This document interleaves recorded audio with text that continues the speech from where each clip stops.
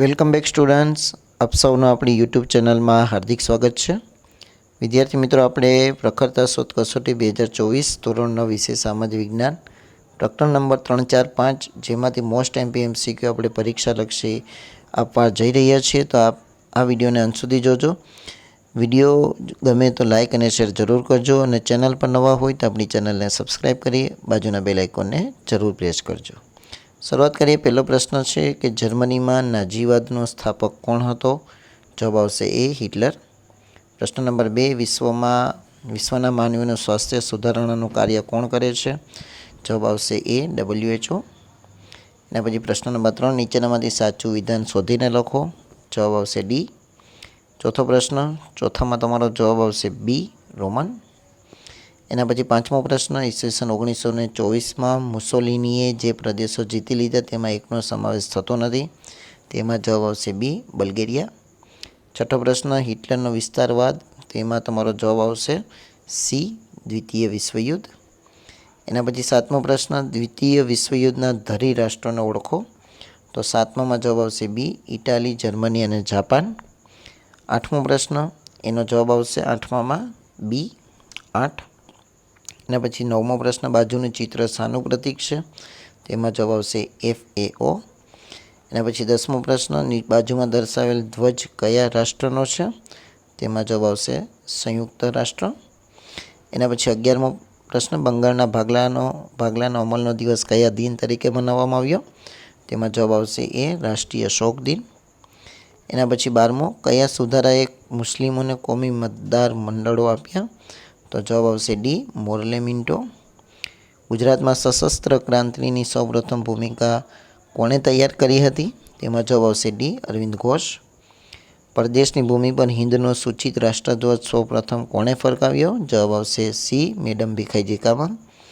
15મું, યુરોપના કયા લોકોએ ભારતના ભોગે ઇંગ્લેન્ડને સમૃદ્ધ બનાવી ભારતનું સૌથી વધુ આર્થિક શોષણ કર્યું?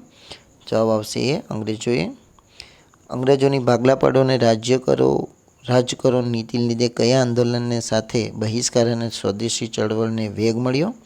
તો 16મામાં જવાબ આવશે બી, બંગભંગનું આંદોલન. મવાડ જૂથ, વ્યોમેશચંદ્ર બેનર્જી, જહાલ જૂથ. તો 17મામાં જવાબ આવશે બી, બાળ ગંગાધર તિલક. 18મું, ક્રાંતિકારી યોજનાનો વિચાર ફેલાવવા માટે પુસ્તકોમાં એકનો સમાવેશ થતો નથી. તો 18મામાં જવાબ આવશે સી, વંદે માતરમ. 19માની અંદર તમારો જવાબ આવશે એ, ચંપક રમણ પિલાઈ. એક જોડકું સાચું નથી. તો 20માની અંદર તમારો જવાબ આવશે ડી, ગાંધીજીના આધ્યાત્મિક ગુરુ શ્રીમદ રાજચંદ્ર પણ નથી, ગોપાલ કૃષ્ણ ગોખલે એવી રીતે નામ આવે છે. એના પછી 21મું, નીચે દર્શાવેલ ઘટનાઓનો સાચો ક્રમ દર્શાવો. 21મામાં એ, 5, 4, 3, 2, 1. 22મું, સાયમન કમિશન કેટલા સભ્યોનું બનેલું હતું? 7. એના પછી દાંડી કૂચ ક્યારે કરવામાં આવી? તો 23મામાં જવાબ આવશે સી, 12 માર્ચ 1930. કઈ વ્યક્તિ દાંડી કૂચને મહાભિનિષ્ક્રમણ સાથે સરખાવે છે? તો 24મામાં જવાબ આવશે એ, મહાદેવભાઈ દેસાઈ. ડોમિનિયન સ્ટેટ્સ એટલે શું? 25મામાં જવાબ આવશે સંસ્થાનિક સ્વરાજ્ય. એના પછી 26મું, મોન્ટફોર્ડના સુધારાની જરૂરિયાત માટે કેટલા વર્ષે કમિશન નીમવું તેવી જોગવાઈ હતી? તો 26મામાં જવાબ આવશે બી, 10 વર્ષે. 27મું, સાયમન કમિશનનો વિરોધ કરતા લાઠીચાર્જથી કોનું મૃત્યુ થયું હતું? તેમાં જવાબ આવશે બી, લાલા લજપતરાય. એના પછી 28મું, નેતાજીનું હુલામણું નામ કોને મળ્યું હતું? તો કે સુભાષચંદ્ર બોઝ. એના પછી 29મું, હિન્દુસ્તાનના વિભાજન સમયે ભારતમાં કયા અંગ્રેજ ગવર્નર જનરલ હતા? એમાં જવાબ આવશે માઉન્ટ બેટન. 30માની અંદર જવાબ આવશે ચિત્તરંજન મુનશી.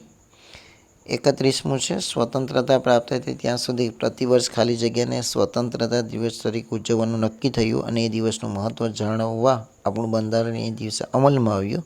તો 31માં જવાબ આવશે સી, 26મી જાન્યુઆરી. દાંડી યાત્રાના માર્ગને ઓળખો. 32માં આવશે બી, સાબરમતી, આણંદ, ભરૂચ, સુરત, નવસારી અને દાંડી. એના પછી 23માં આપણે જવાબ આવશે તમારો એ, 1 અને 4. એના પછી 34માની અંદર તમારો જવાબ આવશે બી, ક્રિપ્સ દરખાસ્તો.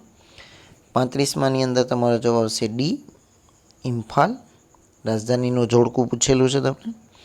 36માની અંદર તમારો જવાબ આવશે એ 14 ઓગસ્ટ 1947 અને 37માની અંદર તમારો જવાબ આવશે એ 562. તો અહીંયા વિદ્યાર્થી મિત્રો પ્રકરણ નંબર 3, 4 અને 5ના પ્રશ્નો પૂર્ણ થાય છે. આશા રાખીશ કે તમને વિડીયો પસંદ આવ્યો હશે. પસંદ આવ્યો હોય તો વિડીયોને લાઇક કરો, તમારા મિત્રો સાથે શેર કરો. ચેનલ પર નવા હોય તો આપણી ચેનલને સબસ્ક્રાઈબ કરી બાજુના બેલ આઇકોનને પ્રેસ કરો. Thank you very much.